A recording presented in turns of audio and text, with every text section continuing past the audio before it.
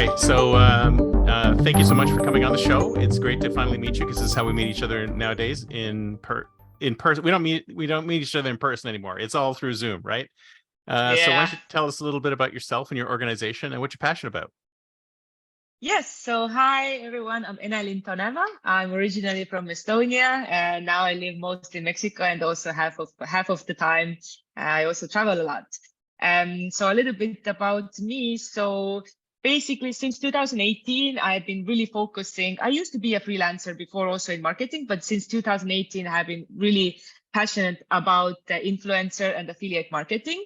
And I had some great success stories there.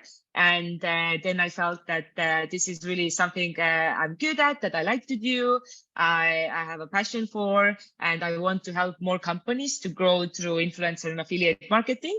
And this was the initial idea when I felt that, like, how can I actually give more, do more? When you work with one company versus actually are able to service and help more cool companies who have great mission and vision themselves, then that's even greater, right? So that's how it moved quickly from being a team member and contractor and consultant into an agency. So today we are a team of 10 and growing. Wow. We are Vivian Agency, and this is what we do. We do affiliate influencer programs for companies around the world. We are a fully remote team, woman-only team, and Nice. yeah, we help other companies to spread their mission and vision, and we are connecting brands to influencers who love their products. So tell me a little bit about where we are at with in affiliate marketing nowadays, because that's been around forever, right? I mean, is it Yeah. still a viable way of making money? I mean, it seems like Yes. everybody's an affiliate and there's still a lot of affiliate marketing going on, but is it still, I mean, it seems so old school. Is it like from 20 years ago, right? I mean, isn't that when the original Amazon Associates program started or something like that? And then since then, Yeah. it's still really Yeah. viable and people are still making a lot of money off of it? Yeah, so I think it also has changed, like with all this social media, when it came, then it became like more popular and new, that like that is like more innovative, I feel, is like influencer marketing. And companies Hmm. who, though they know how to work with affiliates and how it works and who gets commission and blah blah blah, all that.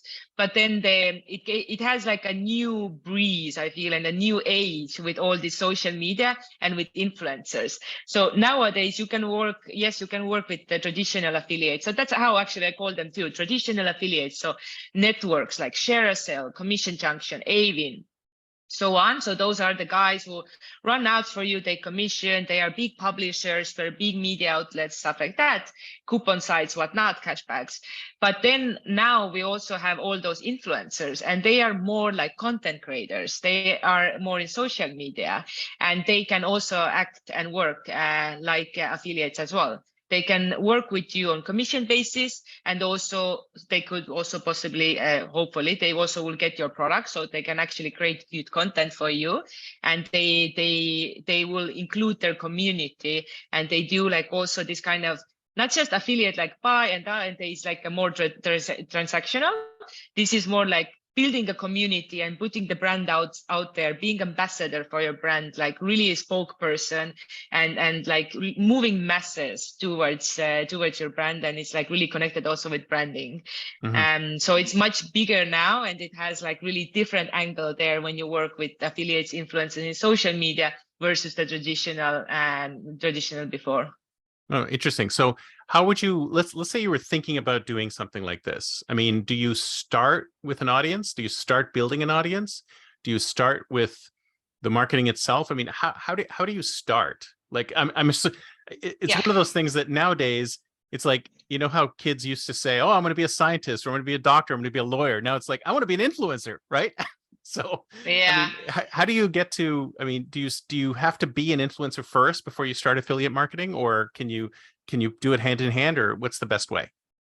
Yeah. So, yeah, actually, fun fact. Yeah, my niece actually used to say that she wants to become a YouTuber. So it's a very relevant comment. Very true. Exactly. Yeah.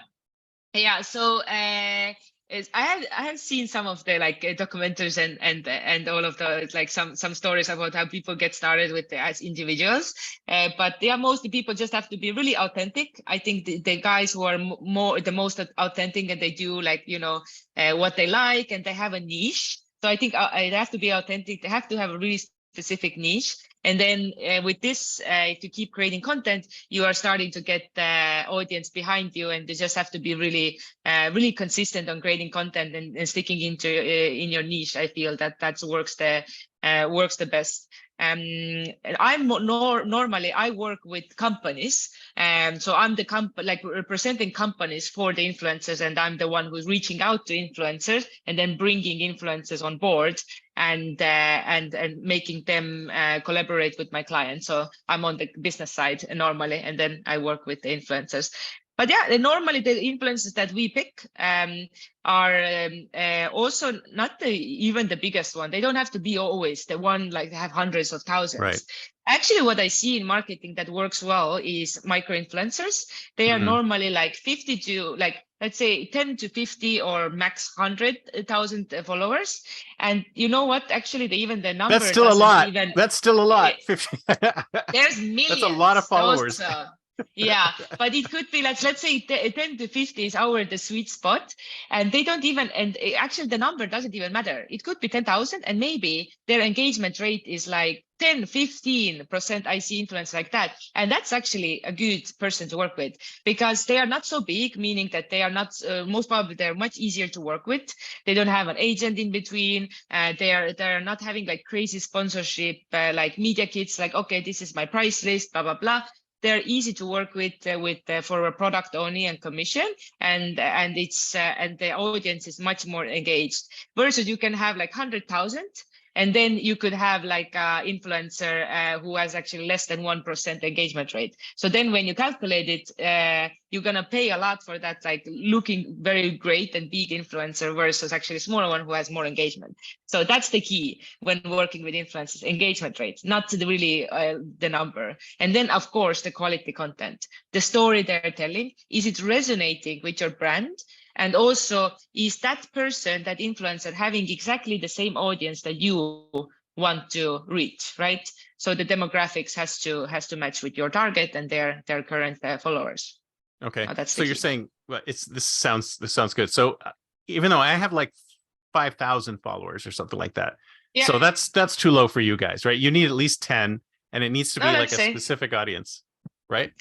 Yeah, but also if you're talking, like, I would know that you talk with business owners, for example, right? Yeah. People who are like team leaders, business owners, so on, and maybe there's like there's an e-course who really resonates with your audience and also with your podcast. It could be a very good niche, and there would be a possibility for a sponsorship. For example, if that e-course company would say like, okay, can you run an ad through your episode? So at the beginning you would say like, hey, check this out, there's 50% off, use my coupon code, right? Right. So it, it's it more could be it's doable really because it's niche. it's more engagement that's important. And so how do you, so of all the platforms that are out there, I mean, what does, I guess every platform has its own set of engagement. So for example, if something like me, which platform would I be like? If I have 5,000 Twitter followers, that means nothing because I might need LinkedIn followers, right? So I guess it really depends on the market that you're going after as an influencer. Yeah, so I would say that our favorite channels are actually YouTube and websites, blogs. And Hmm. the reason is why is also the content will support SEO. It's something that stays, and most importantly, it stays there out there forever.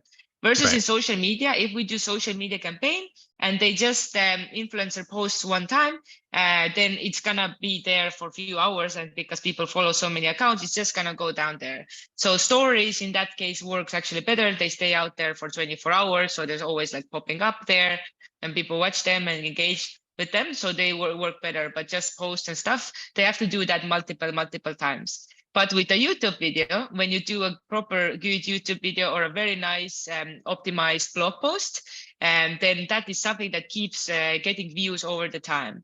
And the same with the podcast. It's something that is out there. It's gonna stay out there, and you can keep getting listeners all the time. And I think like in terms of audience, if there's a like engagement, if there's like a long YouTube video, somebody watches that, like, you know, or a blog post and they really read it, go it through. I think like podcast is also like, I think people who listen, they're actually really engaged, you know, they just don't, because it's a commitment, you know, to come to a podcast, to listen it, to analyze it, stuff like that. They could listen music in their car, right? But if they listen your podcast, they're really engaged. So Yeah, so that's interesting. that's definitely really good. It's But interesting you versus should social say that. media, it's just like do you scroll? It's pretty like Yeah, brainless, you know? yeah, Uh, yeah. And you just whistle past it and then it's gone. And it's like yeah, that's probably why a lot of people are thinking, you know, if you're an Instagrammer or on TikTok or anything like that, you have to constantly can create content. yeah, Like it's true. you have to get on the content, hamster wheel and just keep creating this stuff because it's not going to stick around. Whereas when you're on YouTube or you're on a blog, it could be around Yeah, forever. Google could find it eventually. You hear about all these people who have viral posts that, they posted it 5 years ago, and then all of a sudden, it pops back up again, and yeah, it drags all sorts of people to the site. So, but you start with people who already have a following in a space, right? And then yeah.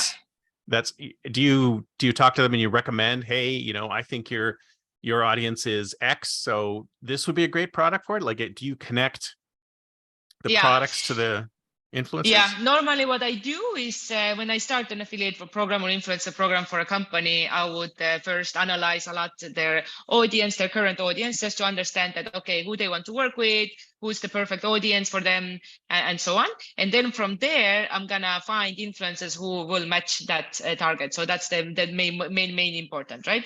And then we do a lot of testing. So for example, we would outreach, like, let's say, if it's, let's say it's travel medical insurance, one of my clients, safety wing, let's say what we would do is like, okay, let's try out with, let's say digital nomad events, and who have a community and they do events. Let's try out Pinterest travel bloggers who are putting the pins about beautiful places. Or then we could do like digital nomad related Facebook groups. So we do like, and we reach out like a proper number to understand that how people are gonna respond to us, if they are interested to collaborating with us. And if they are, then we can already try it out, and we say, okay, this channel worked really well, and then we're gonna scale on that. So a lot of like, strategizing, analyzing, and then testing out different audiences, like through different groups of influencers in different channels, in different keywords. And then from there, it starts to grow out. And then we know, like, we always focus on what works, we scale, optimize, automize. And then at the same time, we keep looking for new groups of possible partners at the same time, keep testing. So you start with the brand, or you start with the product that you're trying to promote, and then you find the influencer who's the best match for the product. Is that right? Okay. Yeah. I work directly with companies and then find them. I recruit them, the army of affiliates and influencers.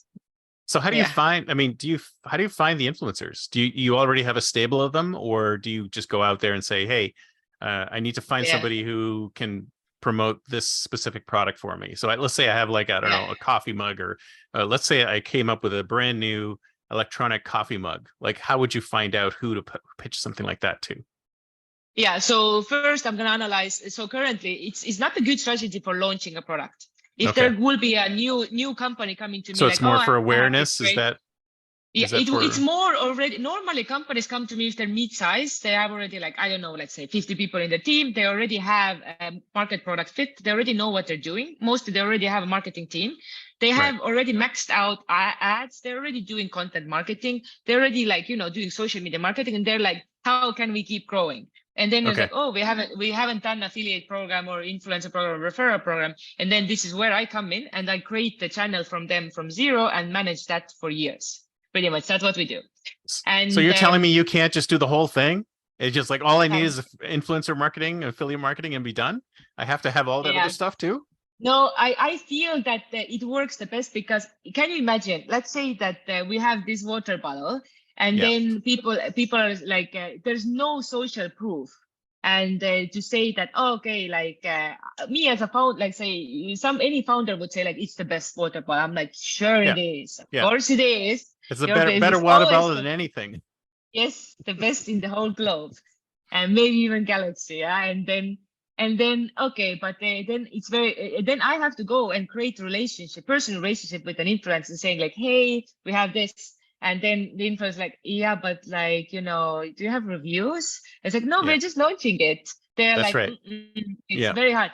And if you think about this social media influencer or affiliates perspective, if they're gonna recommend something that hasn't been tested really, or we don't really know how people, or audience take it, they can ruin all their career. Like they can Mm, ruin with a bad experience. If they recommend something, they can ruin all their like trust, and they're gonna basically lose their business. right. So it's they take it really seriously, and that's why I feel that at least there has to be a company who is like, they have to have some data to back it up, and the best data is always from the people, reviews, testimonials, case studies, how it has helped people, and this is the information I can sell to the influencer, that brand, that like, hey, these guys have like 4.5, 4.8 review, like, in Trustpilot, they're really good. They have been around, they have been helping this many people, and people stay with us for years because they love it, blah, blah, blah, blah. And then they feel comfortable to even start talking with me. And then I can send them to test. So they have to personally test it, ideally, if they do the good job. And then they start Right. promoting. So So you, it's really like creating personal relationship. And it's kind of takes a little bit longer than just stepping into ads right. as So well. affiliate marketing is sort of like on the lagging end then. You've got to already have a market, you got to already have reviews, you got to already have the product out there. It's got to be it's got to have some social proof that this thing Yeah. is good, I feel right? so. Like at the beginning, when I started the agency and all of that, we had all sorts of clients, and we had like also smaller Wait, that's always what startups and happens when you so. first start up. It's like, okay, I Yeah, want right. anybody in the door. Yeah, exactly, right. And then I'm like, it's not gonna work out for them that well. It will. I have done that actually. I Hmm. have done that from with the travel medical insurance, which was really complicated. We started 2018, Wow. and we literally didn't have any clients. I was like number 6 or 7 team member, like really early. Now it's like Hmm. 150 people, and we raised more than 50 million and so on. Nice. And then Congratulations. yeah, yeah, thanks. And there's like 400,000 people using it and all of that. But at the beginning when I started, like, so that's what I learned all my like hard lessons there. I mean, first of all, it took like 3 months just to like get everything ready, code and so on, understand what we even doing. And then once we started to outreach and like trying to like, what even works, how we get into their attention, how we find even their contact emails. Like, I mean, I didn't know much at that time. And then once we got the ball rolling, we got the first people, literally the first influencers were like our friends or people who knew us Hmm. that personally could trust us, because there was no claims even done yet because it was so early, the product. Right. So, but they had to trust us as humans that we're gonna do a good stuff. So that was the first one. Eventually, when we had already reviews coming out and so on, and then I had already done like I don't know, thousands of outreach emails and so on. Then eventually the site started to turn, and then people started to come to me like, "Hey, I also want to join the program," and stuff like that. Then I was like, "Thank God! After all this work, like we're finally made it." So now it's like we are signing up around like 70 influencers per week, and the affiliate Nice. program is making more than $350,000 sales every month. Um, but Fantastic. That's but great. that Took a was long time. years. So long time, it's doable. But Yeah. normally those little startups, if they don't have VC money, they don't have the budget and just the patience to wait. So Yeah. then normally I'm like, okay, if you're a very small startup, I still take the sales calls with them, I still talk with them. And then I'm like, yeah, it's a great idea, you can do it, but like maybe you want to start with ads to test out your like little, like product market fit first, because I would assume that you as a CEO will tell me that who you want to work with, and then you're gonna just benefit much faster and better on that, versus it's just a slower channel to start testing from zero. And also I don't want to be their CMO, right? Yeah, exactly. So yeah, so But so how then many of that's how these it works. companies, a lot of companies, I think that they actually base everything on influencer marketing because they think influencer marketing is like the way to do things because they hope that something's going to go viral and they'll become a huge success overnight. But it's not like that. It's never like that, right? No, it's a lot of work to become viral also. I mean, you have to be able to work with influencers who really know what they're doing. And Mhm. those influencers also, if you want to work with those big ones who know how to go viral and are getting viral already, like being like featured everywhere, and they have their price list. And it's Oh not yeah, like, oh, like you as a it's not startup, cheap. like it's like it's not cheap, exactly, because, and it doesn't have to be cheap either, I have to say, because it's their full-time job, and they are professionals, and they do great, like massively great content, and really touches people's hearts, and everything is like they can move masses. So it's fair, like they ask their prices, but you just have to be realistic, right? So that's the things I say. But the thing is that, yeah, influencer affiliate marketing takes patience, takes time, but once you get it running, it is absolutely the best channel, because it's gonna start working by itself. Every week you have influencers who you sign up. You also have the old ones who keep promoting you. So it's really the only marketing channel that can grow exponentially Yeah, but doesn't without that get more and more actually increasing expensive? your. No, because if Okay. they're on eventually, if they're on commission, Mm. then because at the beginning, yes, you send the product, you pay the sponsor, but then they are affiliates as well. So that's the key, what I always tell to the companies too. If you just do one-offs with influencers, like one-off partnerships, it's gonna be like it is not gonna scale that well. But my goal is to actually establish long-term partnerships with the ambassador, with influencer, make them to become really your brand ambassador. So they Right. get maybe the sponsorship, maybe not. They get the product for sure, and then they get the affiliate link. So they will keep posting because they also benefit from that, and that's the key. And then this is something that can really scale, and then people will see it from influencers and other influencers starting to reach out to you, and then you have all this automated sign up, which we do. Like you have a landing page, sign up here, all the information is there. They sign up, we just accept, reject applications. They get the product goes out, they get their marketing assets, links, and so on, and then it just grows. So then it's the point, like when it can really grow, and then that's Right. why, yeah, affiliates, influencer, and all this kind of marketing is the best marketing for sure. I'm very convinced in that, but you have to have patience, and you need either money or time. At least you need one to get it really going. Yeah. And once it goes, it really goes. And you have to actually get to that point. Like you can't just start from zero and start using Yeah. this, right? You have to, there's all this other sort of stuff that you have to do ahead of time. So I think we figured out like kind of where in this life cycle you can use it. Is there particular Hmm. kinds of types of companies and industries that are actually more better suited to being sold with this type of marketing? Yeah, I'll add quickly for the last note also that Okay. it may be possible to start with influencers too if you have something really innovative. Right. But Well, that's what also, everyone who listens to the show does exactly. everything totally innovative. So it can't be anything boring. Yeah. Yeah, yeah, exactly. So it can work if yeah, but also it has to be something like wow, and then it's possible. But like also like a lot of it, and of course me as an entrepreneur and an agency owner also think that my agency is the best, of Of course, right? course. So there has to, yeah. So there's a side note, but yeah, what works the best so far? So B2C Mhm. works the best. Products is ideal because I can send them. There will be a lot of content. Then no clients are So an really happy. They actual an can, actual physical product.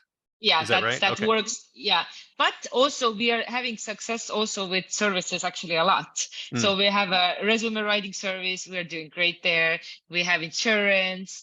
We have e-course, and we are doing great with these guys too. Absolutely. But then it goes more. So the channels will be different. Mm. So there it will be more websites, blogs, definitely, YouTube, where people can tell about the experience longer, explain it, and so on. And social media, it's hard to, it's a little bit harder versus with the product that you actually show in social media, because social media is very visual. That's why. Yeah. Right. But the blog, so the channels will be different. But so we do both. The only thing is that like sometimes companies is B2B, but we have done that as well, but the strategy is a lot different. For example, we started with the solar panel company in Canada. First we were like doing B2C, they wanted like to work with communities and so on. like tiny house communities and so on. And then eventually, after 6 months, we figured that the company will benefit more when we do like retail.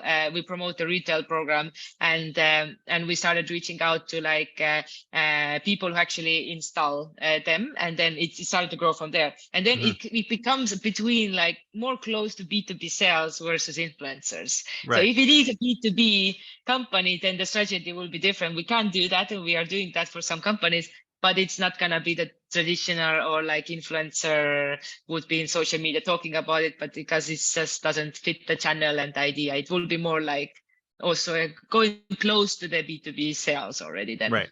Yeah. Right. Okay. Well, this sounds fascinating, and so are there specific products in the so like okay, so let's split that into two. So let's say you've got your physical products and you've got your software products. Is there a particular kind of software product that sells better? No, Like I'm SaaS happy. or like mostly Yeah, I'm SaaS really. products, like subscriptions, things like that? Yeah, we have literally worked with everything Yeah. nowadays, and when the company is established and like it's already in growing and has good reviews and stuff, then if the company has convinced their customers that they're doing great stuff, then I can convince influencers and others to also partner up Right. with that company. Right. Yeah, And basically and the rule of thumb. Yeah. and on the product side, when you look at the product side, like the physical product side, are there specific industries in the physical product side that are better suited to this? I feel that recently we see that like sometimes I have like really like interesting companies coming to me. I'm like, like really niche. And then I'm like, okay, let's try. And it has worked out so well recently. So what I see is like if it's very basic, like, oh, I get a lot of supplements, for example, or I Yeah. get a lot of like VIP3 with three, and I'm like, And then if it's just a like general beauty product, then it's just so much there that it's hard to make it like a news in your news feed because it's an any other summer dress. I know Right. you think it's very organic and it's very Yeah. It's eco. so unique. Uh, It's completely it's different from so everything unique. else. A lot of greenwashing stuff like that. Buy Yeah. more. No, it Yeah. should be more. Actually, if you want Yeah. to be very ecological, you shouldn't buy more. But Yeah. it's just like those kind of things. Then it's a little bit hard. But if it's actually something that is more niche, then actually it works really well. If it's something so specific that people are like they get really like fired up. Like for example, it's connected with some type of sport. Mm. Or like for example, I have a client. They sell this like freezed like dry freezed this kind of food Hmm. packages that you can just add water and then it can you can have like I Oh, don't like know what the astronauts eat, right? yeah, but Space food. basically yeah, and it's so like high quality, it's great. And then we can work with guys who go like sailing, they go like they literally cross ocean and stuff. Like it's very specific, not everyone does So it. like a really, really Or tiny niche market. yeah, It sounds like, yeah. or like yeah, extreme, this kind of outdoors. Like Mm. it's like not like you don't have a restaurant there. When you go like winter hiking, for example, people in Scandinavia, they would camp in the forest while there's -degrees outside, stuff like that. And Crazy. then it works really well Not for me. because yeah, say never, no thank you. So then it works because they're so passionate about it, and it's really niche and it's really made for them. It's perfect. And then I can Mm. really narrow them down, and then the content also is so cool and everything, and it works really well. With the Nice. summer dress I can do it, but it has to be more on scale. It has to be really, you have to reach out a lot, you have to send out a lot of products, and then it will be like, okay, then it's the client side that they have to like calculate their margin and all of that, because sending out the product is also expensive, so on, so forth, so on. Right. So Interesting. yeah, Cool. it is So interesting. It's always cool. it's time to think like a futurist. It's the year 2032, Yes. 2033. It's 10 years from now. How has all of this changed? Are we going to have AI influencers? Are we going to, are we going to have AIs talking to AIs? Are influencers just going to go away because we're going to find other ways of marketing our products? Where do you see this going? Yeah, so yes, I think that AI influence already here. Have you Oh heard yeah. those Oh yeah, stories? yeah, yeah, Like for there's sure. a, You know, yeah, especially the there's like guys who already marry AI. AI influencers. I thought that was Exactly. I funny. just Like, wanted to say the girlfriends. Yeah, and already now there was just an interesting another post about that. Oh, you stupid guys who are paying for that OnlyFans stuff. There's another like IT guy like yeah. somewhere in Pakistan posting stuff, and you are paying. Like you're such fools. And really, I saw that video. I was like, oh my god! Like I could never tell. I Yeah. can never tell, Yeah, it's crazy. and it's insane. So I think that's definitely happening, and it's already happening now. It will be like super mainstream later.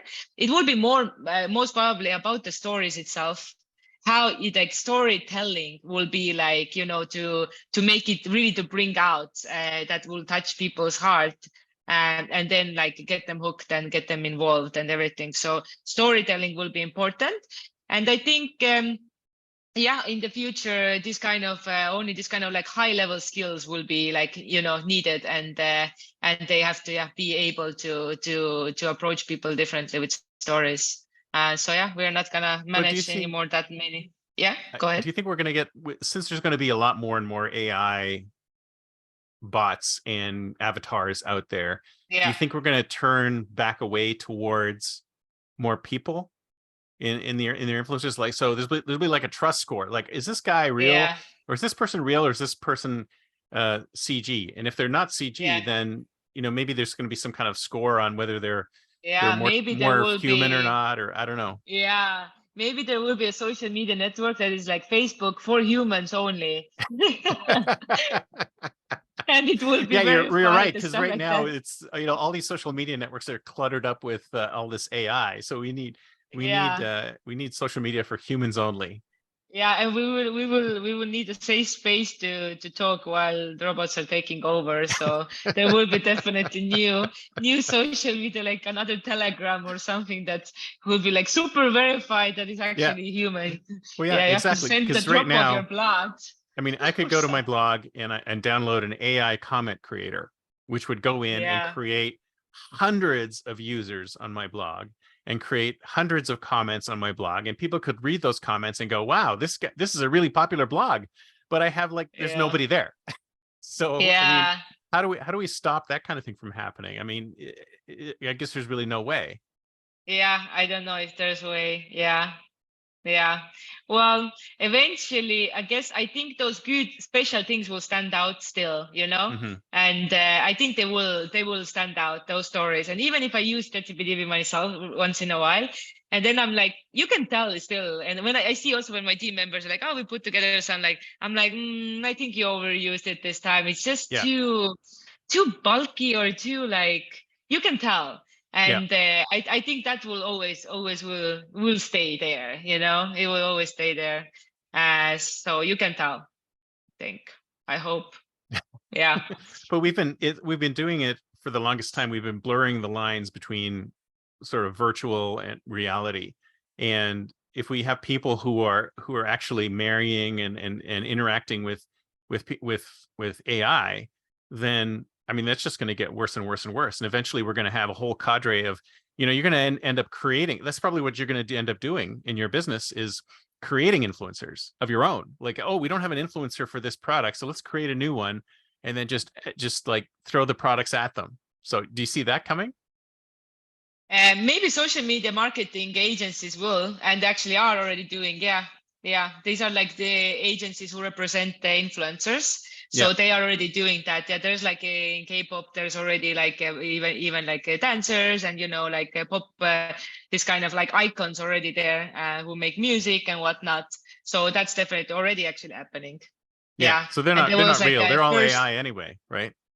Yeah, and they already was like just yesterday, I think was it in Denver or somewhere, that in the local radio there was a like AI DJ and taking over the Yeah, I the heard about whole that.